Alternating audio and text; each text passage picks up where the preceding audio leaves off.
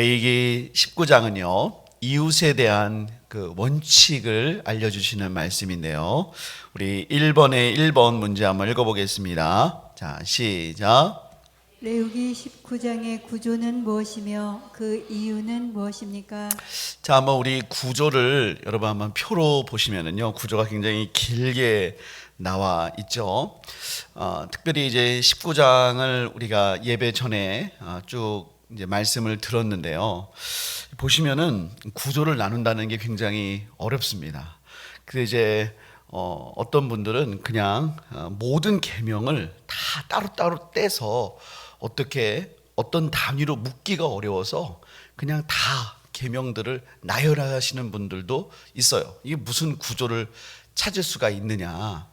그런데 이런 단위로 나는 이유가 있어요. 그 뭐냐면 서론의 1절과 2절을 빼고는요 3절, 4절, 또 5절과 10절 이렇게 끄는 이유가 뭐냐면 3절 끝에 한번 우리 한번 3절 읽어볼까요? 자, 시작. 너희 각 사람은 부모를 경외하고 나의 안식일을 지키라. 나는 너희의 하나님 여호와이니라. 자, 3절 끝에 보면 나는 너희의 하나님 여호와이니라. 그럼 한번 4절 끝에 볼까요? 4절 끝에. 자, 4절도 읽어보겠습니다. 시작. 너희는 헛된 것들에게로 향하지 말며 너희를 위하여 신상들을 부어 만들지 말라. 나는 너희의 하나님 여호와이니라. 예, 나는 너희의 하나님 여호와이니라. 어떤 계명을 말씀하시고 그 단위가 끝난 다음에 나는 너희의 하나님 여호와이니라 혹은 나는 여호와이니라. 그럼 5절부터 10절도 5절에도 그런 말씀이 없고 6절에도 그런 말씀이 없다가 5절부터 10절까지 쭉 말씀하시고 10절을 한번 읽어볼까요? 10절 시작. 내 포도원의 열매를 다 따지 말며 내 포도원에 떨어진 열매도 줍지 말고 가난한 사람과 거류민을 위하여 버려두라.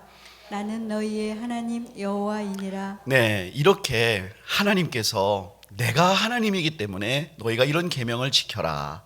그런 단위로 묶었을 때 이렇게 되고, 자, 그것을 이제 좀 더 새 덩어리로 묶을 수 있다라는 거예요. 그러니까 중요한 건 뭐냐면 이 19장의 구조의 핵심은 나는 너희 하나님 여호와이니라 혹은 나는 여호와이니라. 자, 이렇게 말하면서 어떤 계명을 중간중간마다 그것을 강조하고 있어요. 자, 내가 하나님이기 때문에 너희는 이것을 지켜야 된다. 자, 그렇게 말씀하시고 계신 것이죠. 자, 2번 읽어보겠습니다. 시작.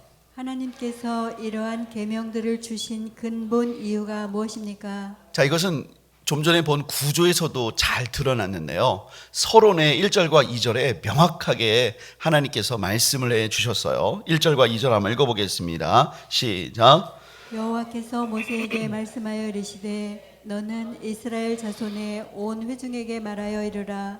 너희는 거룩하라. 이는 나 여호와 너희 하나님이 거룩함이니라. 네, 하나님께서 너희는 거룩하라고 그랬어요. 이유가 뭐죠? 하나님이 거룩하시다. 네, 여러분 하나님이 거룩하신데 왜 우리가 거룩해야 되죠? 여러분 거룩하다는 것은 구별됐다는 거예요. 구별됐다는 건 세상에 속하지 않았다는 뜻이고 반대로 말하면 세상에 속하지 않은 동시에 하나님께 속해 있다라는 뜻이에요. 하나님께서 내가 거룩하니 너희도 거룩해라. 왜 이것을 여러분 요구하실까요? 저는 이 세상의 절반이 여성이죠. 아닙니까? 절반이 여성이에요. 뭐 아멘까지 안 하셔도 되는데 절반이 여성이지만 저는 오직 제 아내에게만 저를 사랑하라고 요구합니다. 전 요구할 수 있어요.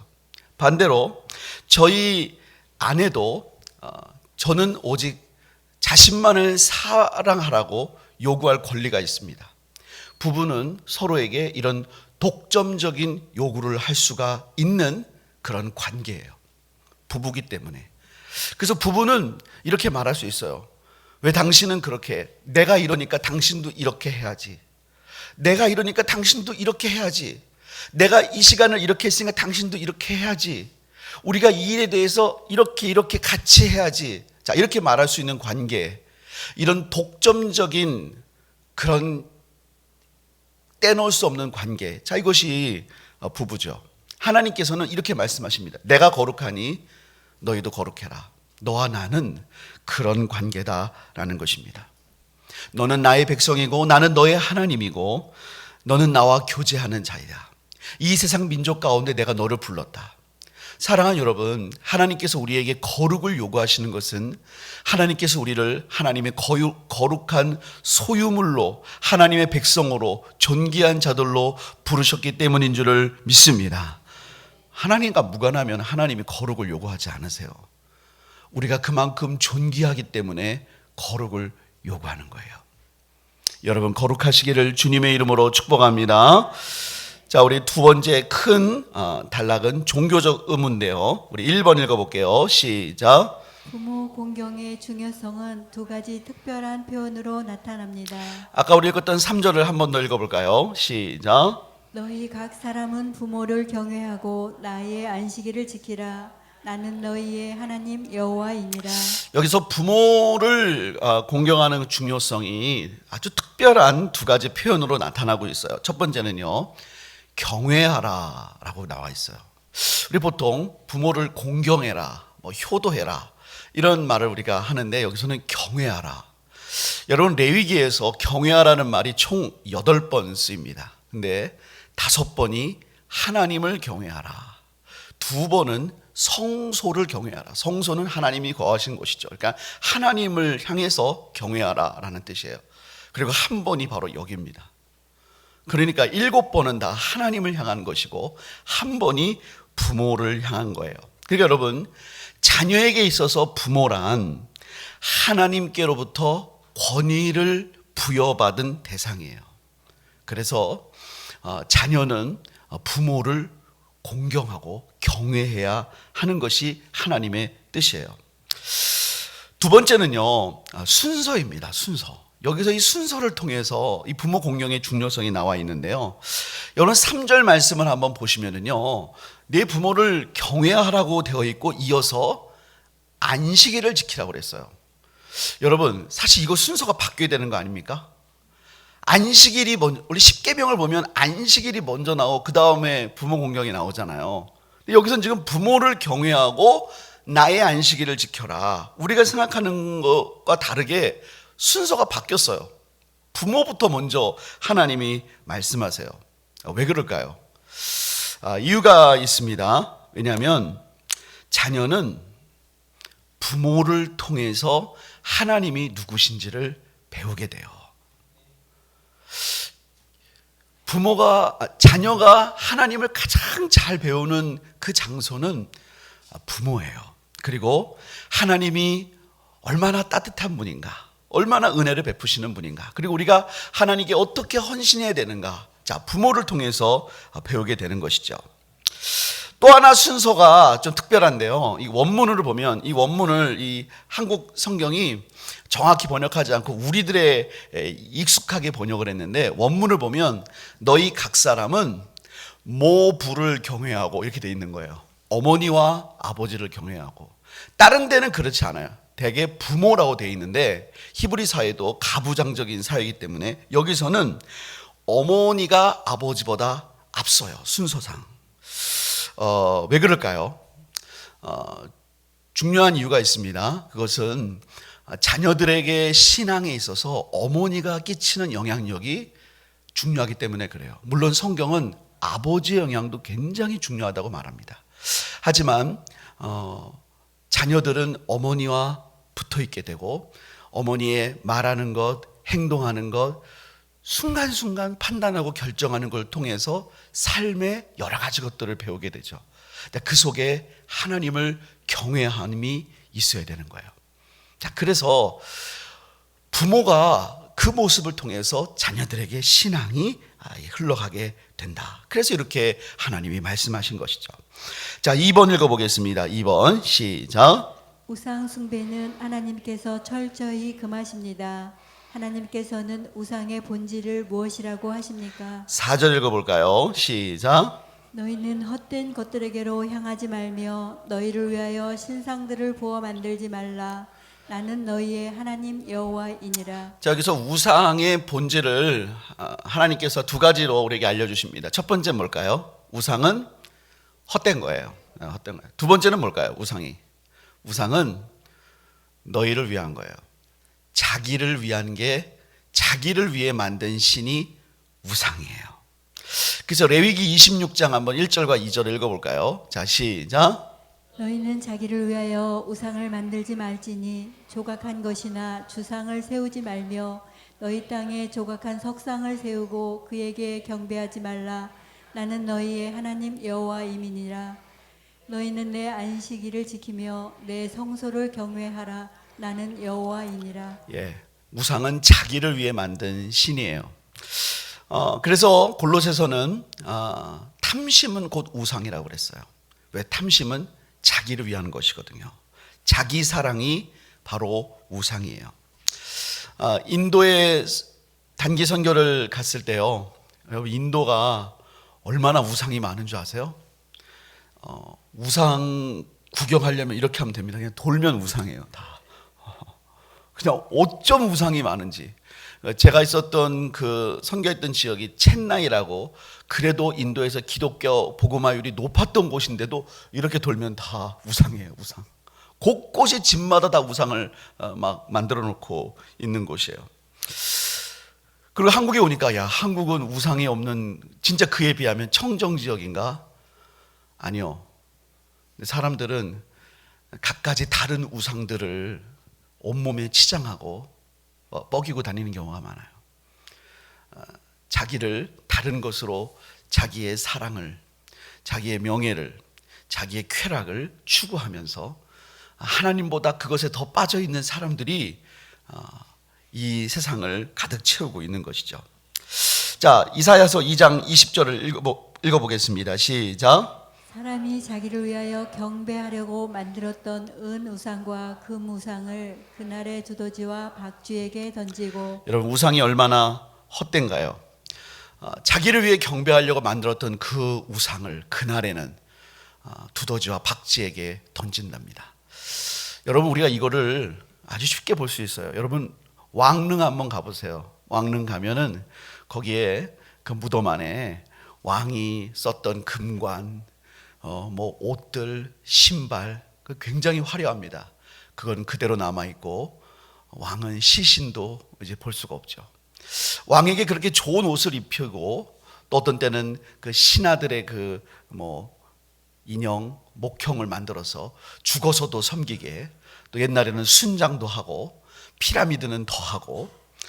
그렇지만 그 모든 우상은 죽음 앞에서, 하나님의 진노 앞에서 아무 쓸데가 없어요. 여러분, 우상은 자기를 절대로 구원할 수가 없어요.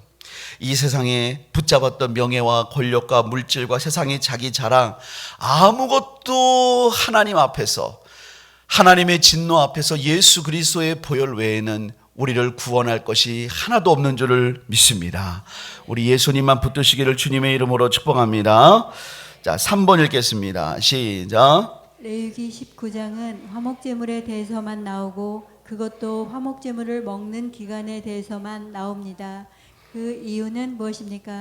일단 5절부터 8절 한번 읽어볼게요. 시작. 너희는 화목제물을 여호와께 드릴 때에 기쁘게 받으시도록 드리고 그 제물은 드리는 날과 이튿날에 먹고 셋째 날까지 남았거든 불사르라.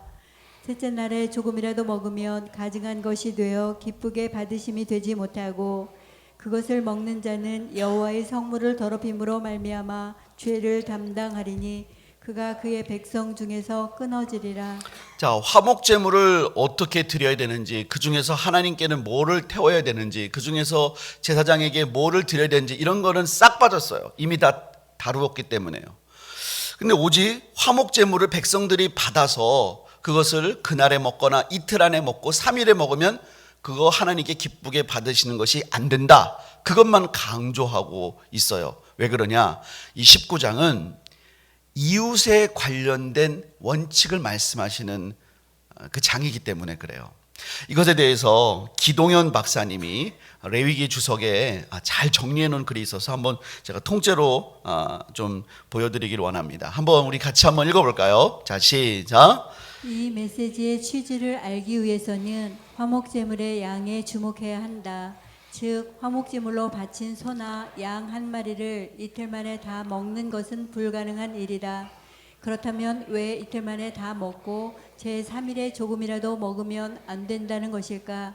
냉장고가 없는 시대이기 때문에 부패한 고기를 먹는 것을 막기 위한 목적일까? 그렇다면 굳이 이런 일 때문에 자기 죄를 지고 백성 중에서 끊어버리는 징벌을 내릴 필요는 없다. 이틀 만에 소나 양 한 마리를 다 먹으려면 많은 사람들이 함께 먹는 수밖에 없다. 이렇게 하기 위해서는 성막과 예루살렘 성전에서 일하는 레위인들과 성전을 방문한 순례자들과 이들을 상대로 구걸하는 사람들까지 할 수만 있으면 많은 사람들이 함께 먹을 때 소나 양 한 마리를 먹을 수 있다.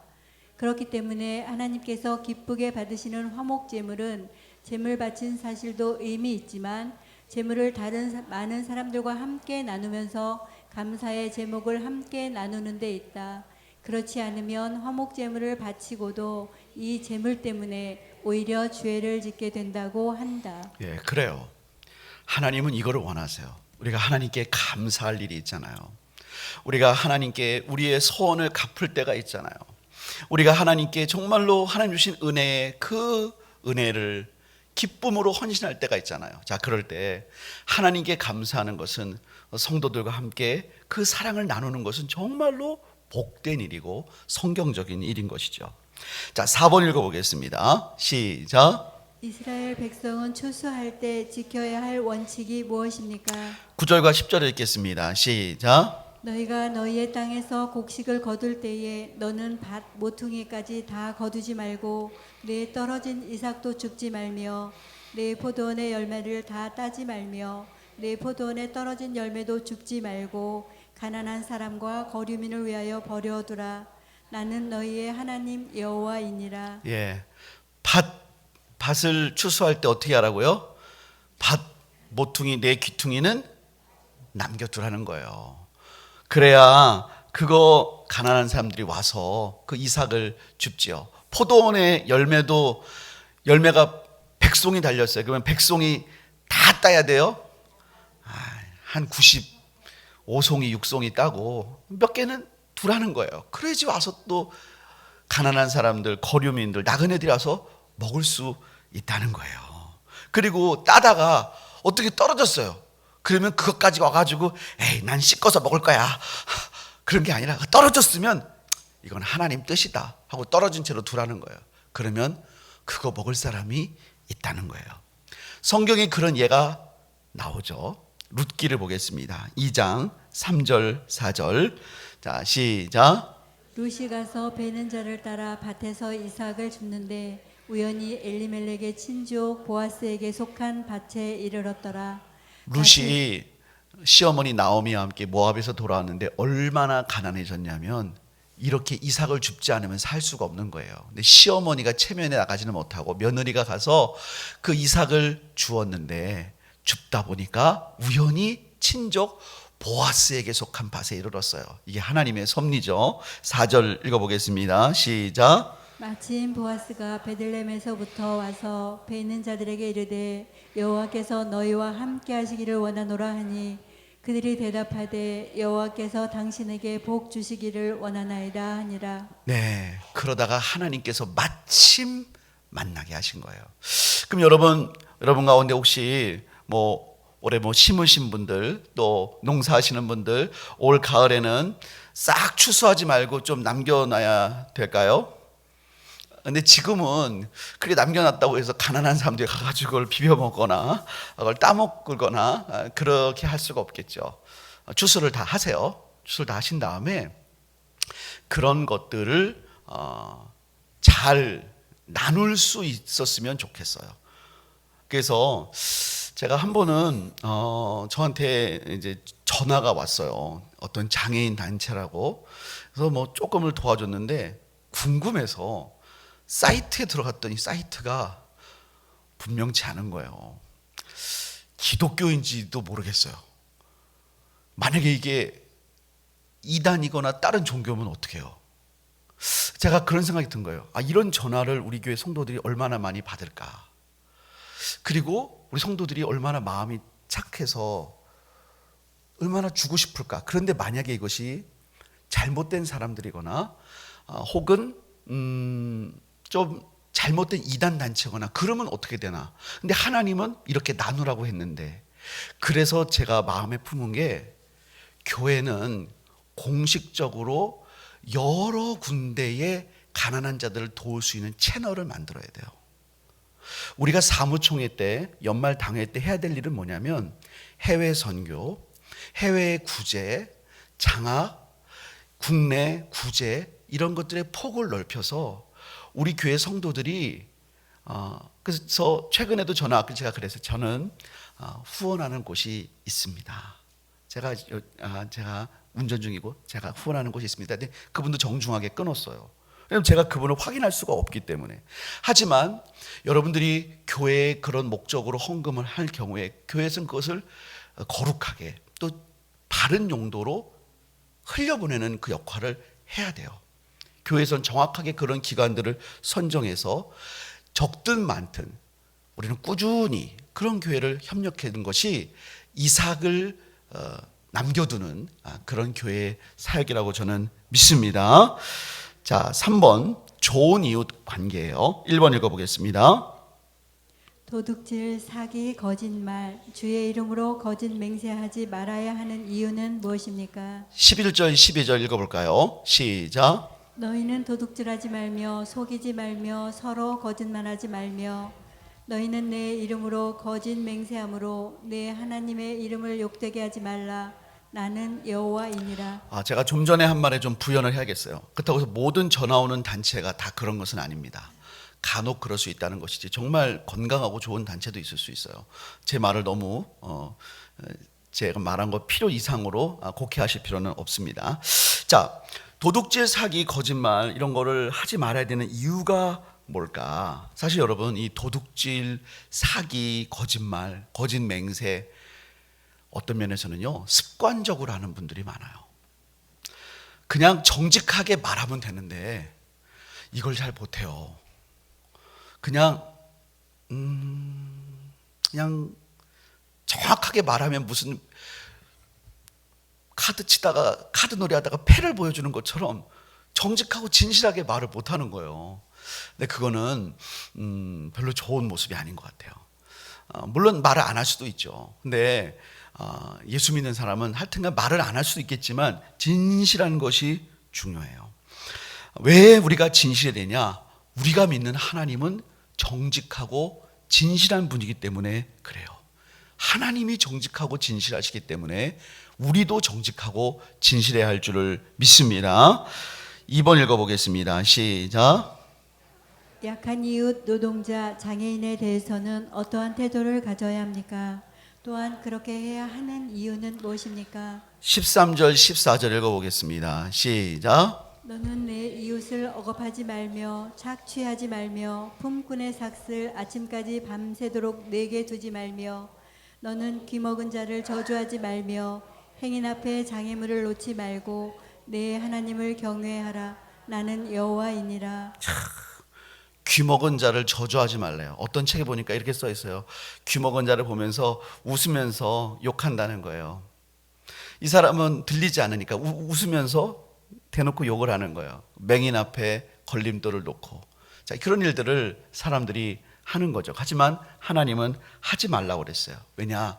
너희는 하나님을 경외하라. 하나님이 다 보신다는 거죠. 약한 이웃과 노동자, 장애인에 대해서 하나님은 특별하게 관심을 갖고 계세요. 그래서 우리가 특별히 더 돌봐야 된다 말씀하세요. 신명기 24장 15절을 읽어보겠습니다. 시작. 그 품삯을 당일에 주고 해진 후까지 미루지 말라. 이는 그가 가난함으로 그 품삯을 간절히 바람이라. 그가 너를 여호와께 호소하게 하라. 그렇지 않으면 그것이 내게 죄가 될 것입니다. 자, 여기도 13절에 보면 품꾼의 삭슬 아침까지 밤새도록 내게 두지 말며, 이 삭슬 밤에 줘야 되는데 내일 줄게 이러면서 미루지 말라는 거예요. 어떤 사람에게 그것이 전 재산이라는 거예요. 제가 결혼 전에 이제 파트 사역을 할 때 그때는 이제 교회에서 그렇게 저를 그렇게 하려고 한 게 아니지만 정말 그런 일이 거의 없지만 언젠가 한번 그 주에 사례가 나와야 되는데 죄송합니다 하고 사례가 한 주 미뤄진 적이 있었어요. 얼마나 힘들게 살았는지 몰라요. 왜냐하면 저는 그거밖에 재산이 없었어요. 그거에 맞춰서 한 달에 모든 거를 다 계산해 놓고 살았단 말이에요. 요즘으로 말하면 뭐 핸드폰값 모든 거 다 이렇게. 근데 그 생각한 그거를 그 당시 제가 섬겼던 교회에서는 딱 현금으로 그날 끝나고 딱 줬어요, 한 달에. 근데 그거를 딴 사람은 한 주 미룬다고 해도 네, 뭐 괜찮아요 하고 가는데 저는 괜찮죠. 굉장히 안 괜찮더라고요. 얼마나 기도했는지 몰라요. 하나님 저 안 괜찮다고 그 하나님의 은혜로 한 주간을 잘 보내고 그거를 그렇게 바랬던 적이 있어요. 진짜 없으면은요 그게 굉장히 소중한 거예요. 그렇잖아요. 하나님은 그 마음을 아신다는 거예요. 그래서 신명기에 보면은요 그거 미루면 그 호소를 하나님이 들으신다는 거예요. 정말. 왜냐하면 여러분, 이 사람은 서러워도 때려칠 수가 없어요. 그거라도 때려치면 어디 갈 데도 없고 소문나니까 또 일하는 거예요. 그 다음날 주겠지. 근데 그 다음날 또 안 주면은 또 서러워도 일한 거 받아야 되니까 또 해야 돼. 그 서러움을 하나님은 하시는 거죠. 그 서러움, 그 어떻게 할 수 없는 그 형편의 그 상황의 굴레를 아시는 거예요. 자, 잠언 14장 31절 읽어보겠습니다. 시작. 가난한 사람을 학대하는 자는 그를 지으신 이를 멸시하는 자요 궁핍한 사람을 불쌍히 여기는 자는 주를 공경하는 자니라. 가난한 사람을 학대하면 그를 지으신 하나님을 멸시하는 거고요. 궁핍한 사람을 불쌍히 여기면 주를 공경하는 거예요. 여러분, 우리 자녀를 학대하면 여러분 어떻게 하실 거예요? 학폭당했다. 여러분, 우리 자녀에게 잘해주면 여러분 얼마나 그 사람을 잘해주고 싶으세요? 우리 하나님이 그러신다는 거예요. 그러니까 여러분, 우리 하나님을 잘해드리는 방법이 어떻게 보면 굉장히 간단한 거예요. 잠언 19장 17절 읽어보겠습니다. 시작. 가난한 자를 불쌍히 여기는 것은 여호와께 구워드리는 것이니 그의 선행을 그에게 갚아주시리라. 하나님이 갚아주신대요. 하나님은 절대로 공짜가 없어요. 제가 오늘 육군 본부교회에 갔다 왔잖아요. 제가 육군 본부에 누구를 알겠어요. 지난번에 왔던 제 친구 목사님 있죠?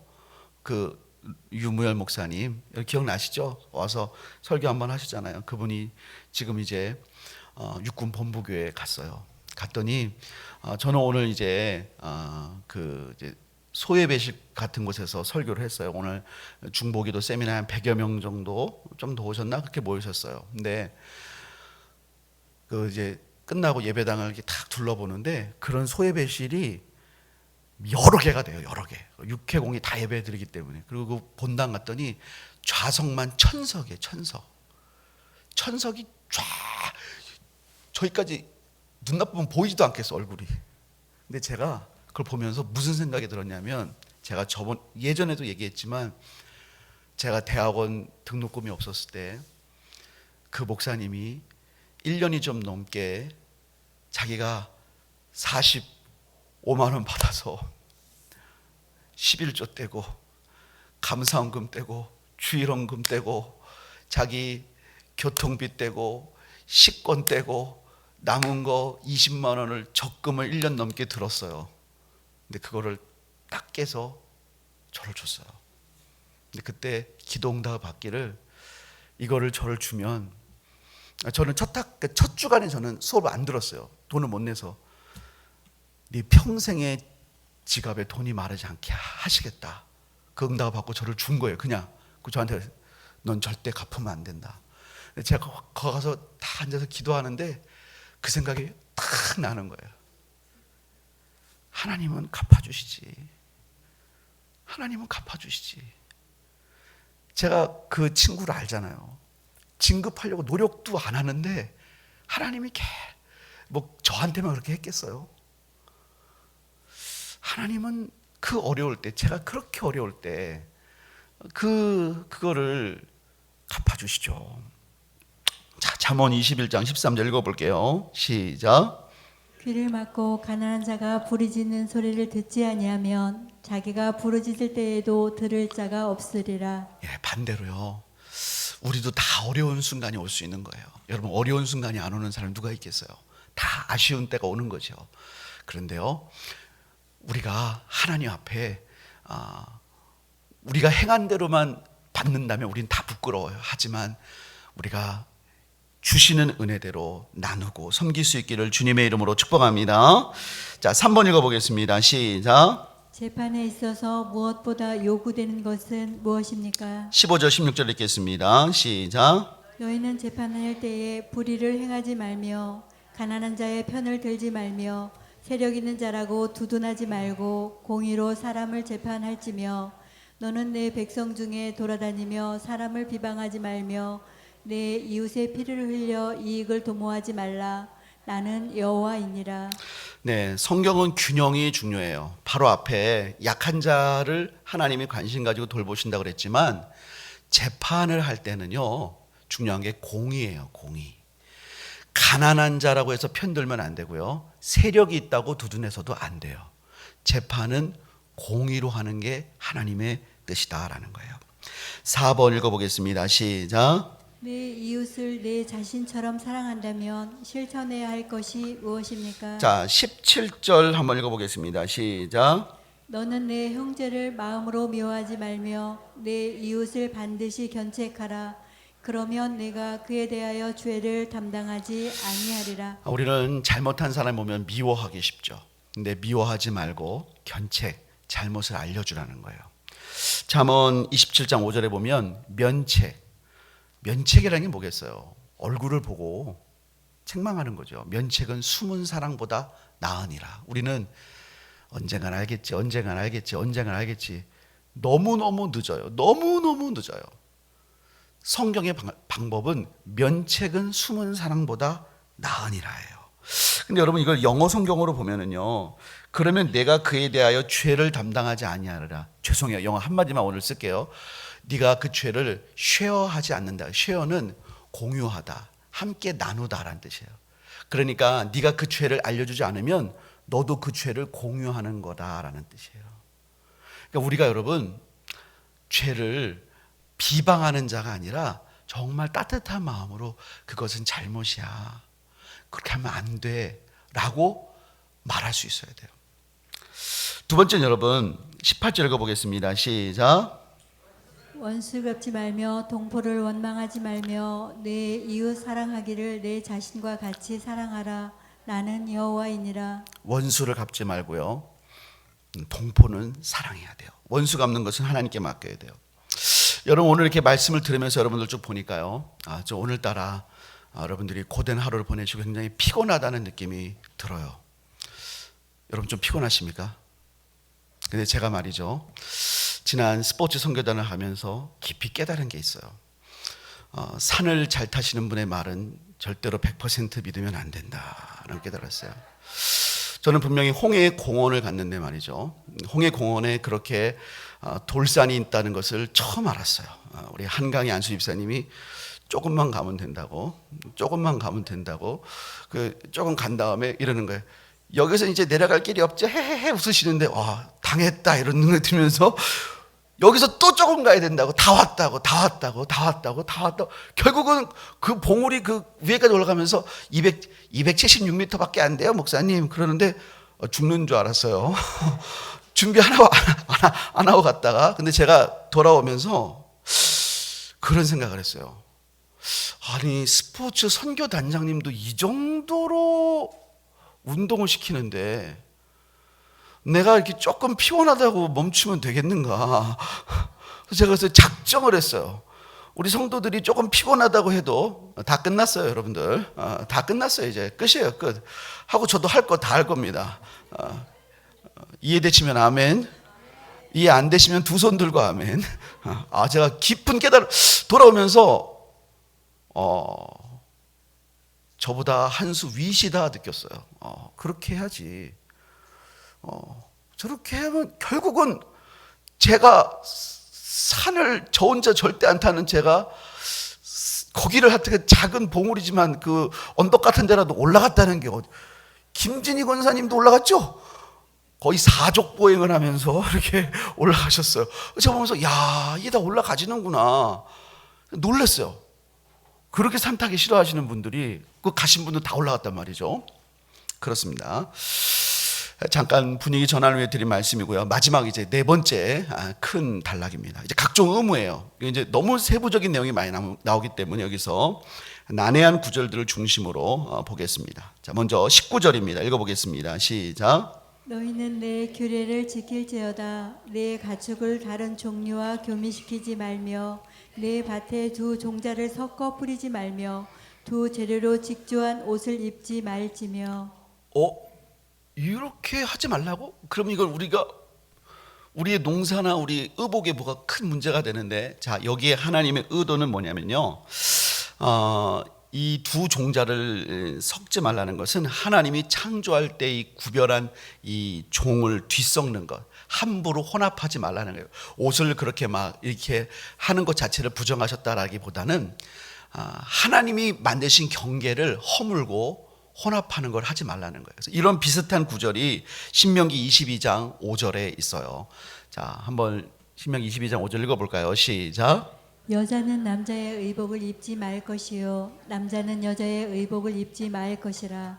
이같이 하는 자는 내 하나님 여호와께 가증한 자이니라. 물론 여자분들이 꼭 치마를 입어야 되고 남자는 꼭 바지 입어야 된다, 그렇게 생각하지는 않아요. 요즘엔 보니까 도시에 가보니까 남자들이 막 치마를 입고 다니더라고요.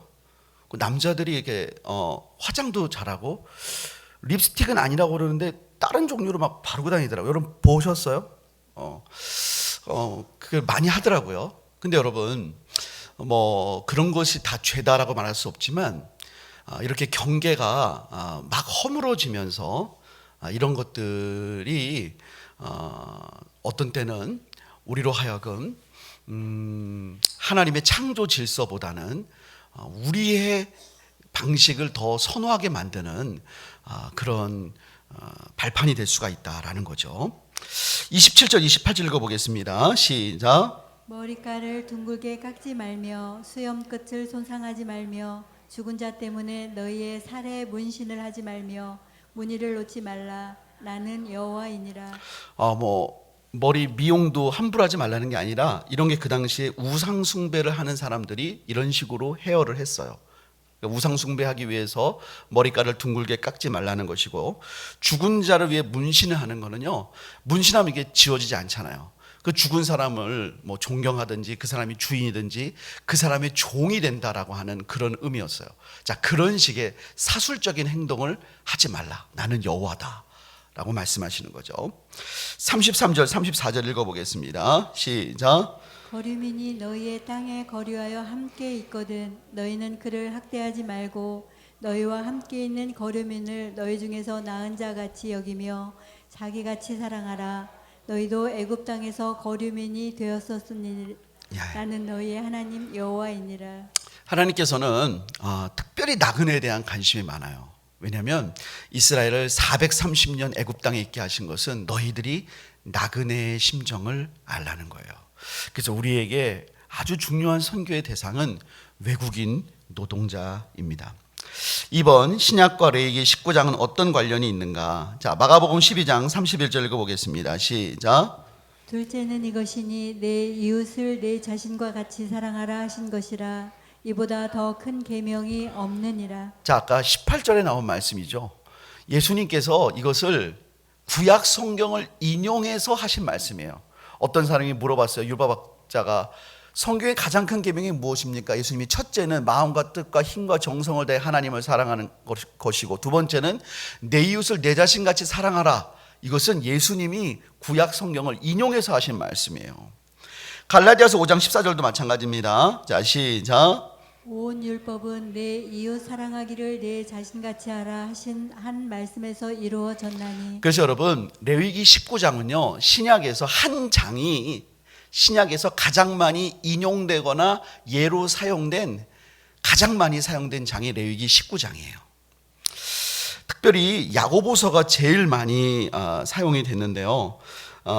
이 중에서 우리 한번 13절과 야고보서 5장 4절 한번 읽어보겠습니다. 13절과 야고보서 5장 4절. 자, 시작.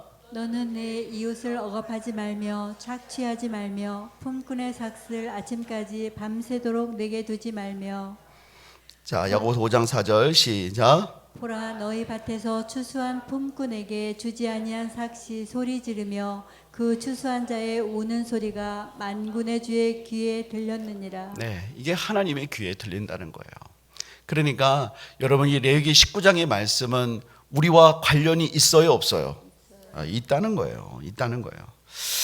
자, 그러면 마지막 4번 한번 읽어보겠습니다. 시작. 야고보서는 레위기 19장을 많이 인용하거나 예를 들어 말씀합니다. 네, 야고보서의 핵심 메시지인 행함이 있는 믿음과 연관하여 레위기 19장을 묵상해 본다면요, 야고보서 2장 14절 한번 읽어볼까요? 시작.